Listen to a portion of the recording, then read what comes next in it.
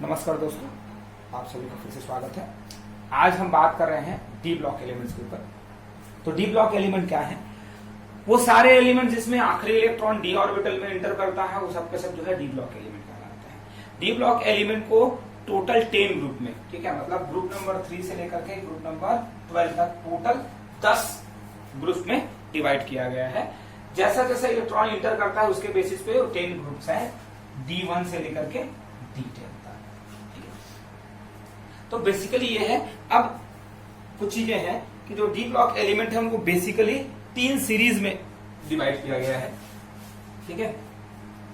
First transition series, second transition series और third transition series. First transition series को 3D series भी कहते हैं, सेकंड को 4D और थर्ड को 5D, ठीक है।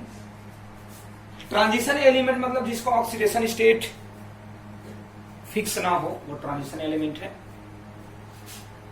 और ये फर्स्ट सीरीज होने के कारण उनको फर्स्ट सीरीज कह देते हैं, पहले नंबर पे आता है।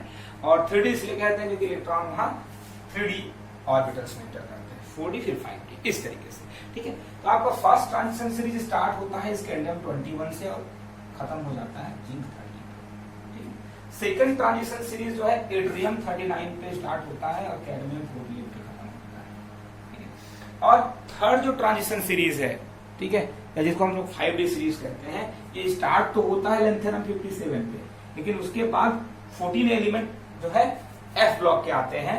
फिर नेक्स्ट जो है वो है आपका हाफियम 72 और यहाँ से लेकर के मर्क्यूरी 80 तक, ठीक है। तो टोटल यहाँ पे 10 एलिमेंट है। तो ये आपका डी सीरीज है।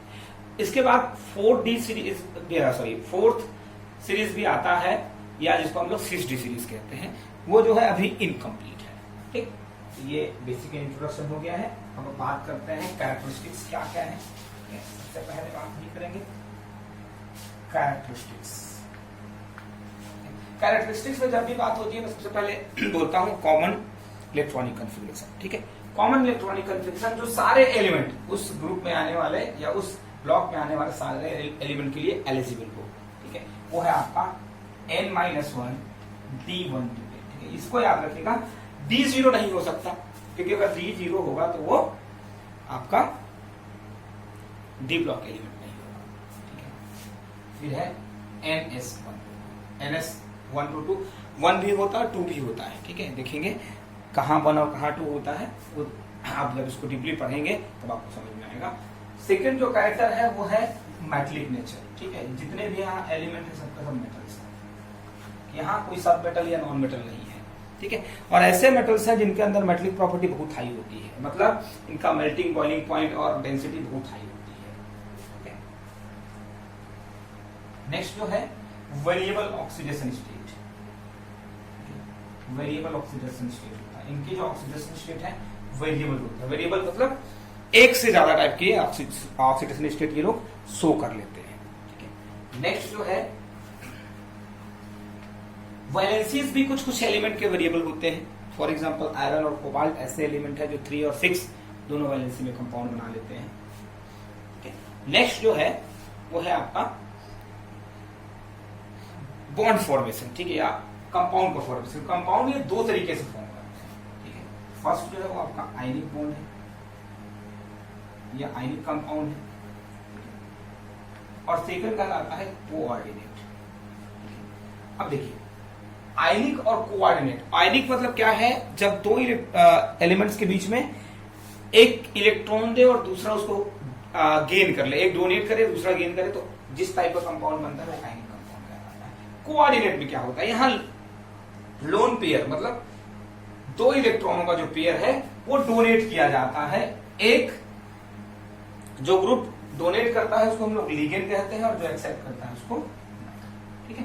इस तरीके का अगर दोनों के बीच बॉन्ड हो तो वो कहलाता है आपका कोऑर्डिनेट बॉन्ड। और ऐसे कंपाउंड जो है कोऑर्डिनेट कंपाउंड से जिसको हम लोग कॉम्प्लेक्स करते हैं। अब देखिए बेसिक चीज क्या है, ये आयंस बनाते हैं। कौन सा? कलरफुल आयन, कलरफुल आयंस का फॉर्मेशन करते हैं, ठीक है। कलरफुल आयंस बोलने का मतलब क्या है? इसके जो कॉम्प्लेक्सेस हैं उनको किसी सॉल्वेंट में घोलने से वो कलरफुल सॉल्यूशन देता है, जैसे KMnO4, ठीक है, पोटेशियम परमैंगनेट। और पोटेशियम डाइक्रोमेट, ठीक है। पोटेशियम परमैंगनेट पर्पल कलर का होता है और पोटेशियम डाइक्रोमेट जो है ऑरेंज कलर का होता है। नेक्स्ट जो है वो है कैटालिटिक प्रॉपर्टी, कैटलिस्ट, ठीक है। ये कैटलिस्ट के जैसे यूज किए जाते हैं। कैटलिस्ट क्या होता है, जैसा कोई भी सब्सटेंस जो किसी केमिकल रिएक्शन की स्पीड को बढ़ा दे या घटा दे वो कैटलिस्ट कहलाता है। और ये जो है D block element variable oxidation states के कारण, ठीक है, इनके एक से ज्यादा ऑक्सीडेशन स्टेट होते हैं, इसलिए इजिली और बहुत अच्छे से ये लोग कैटलिस्ट के जैसा बिहेव करते हैं, ठीक। तो ये हो गया आपका डी ब्लॉक। अब हम बात करेंगे F block elements.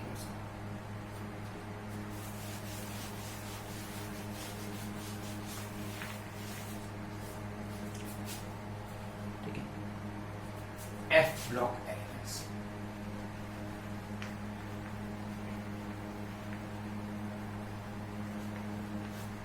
F block element क्या है, वो सारे एलिमेंट्स जिसमें लास्ट इलेक्ट्रॉन एफ ऑर्बिटल में इंटर करता है वो एफ ब्लॉक एलिमेंट कहलाते हैं, ठीक है।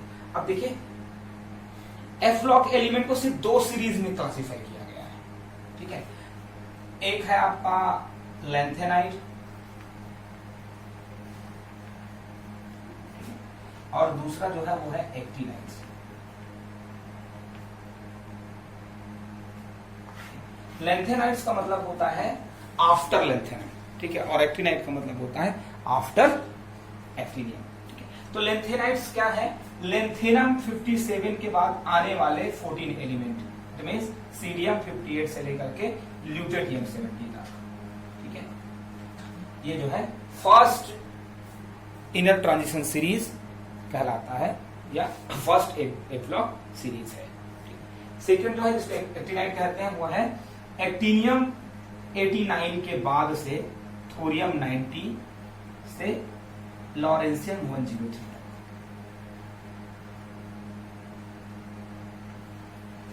ठीक है। ये कहलाता है आपका सेकंड इनर ट्रांजिशन सीरीज और जिसको हम लोग एक्टिनाइड सीरीज भी कहते हैं, ठीक है। अब ये बेसिक इंट्रोडक्शन के बाद हम बात करेंगे कैरेक्टरिस्टिक्स के बारे में। क्या है कैरेक्टरिस्टिक्स? सबसे पहला जो है वो कॉमन इलेक्ट्रॉनिक कॉन्फ़िगरेशन, ठीक है। तो याद रखिए कॉमन इलेक्ट्रॉनिक कॉन्फ़िगरेशन क्या होगा, ये होता है आपका n-2 F1 to 40। याद रखिए मिनिमम एक इलेक्ट्रॉन होना चाहिए ऑर्बिटल में और मैक्सिमम 40, उससे ज्यादा हो ही नहीं सकता। फिर है n-1 D0, ठीक है। D0 भी हो सकता है, D में 1 इलेक्ट्रॉन भी हो सकता है, लेकिन 1 से ज्यादा नहीं होता है। और ns ये है आपका common electronic configuration inner transition series, जिसको एफ ब्लॉक एलिमेंट कहते हैं उनके लिए। नेक्स्ट जो है वो है मेटेलिक प्रॉपर्टी, ठीक है। तो ये सब के सब जो है रेयर अर्थ मेटल्स है। रेयर अर्थ मेटल बोलने का मतलब है ये बहुत मुश्किल से मिलते हैं, ठीक है। मेटेलिक प्रॉपर्टी होती है, सारे के सारे मेटल्स हैं, इसमें सब मेटल या नॉन मेटल जैसी कोई भी चीजें नहीं है, ठीक है। फिर नेक्स्ट कैरेक्टर है ये भी कलरफुल आयन बनाते हैं, कलरफुल आयन। इनके जो आयन्स होते हैं वो कलरफुल होते हैं और ये आयनिक कंपाउंड बनाते हैं। इनका कंपाउंड फॉर्मेशन जो होता है वो आयनिक होता है।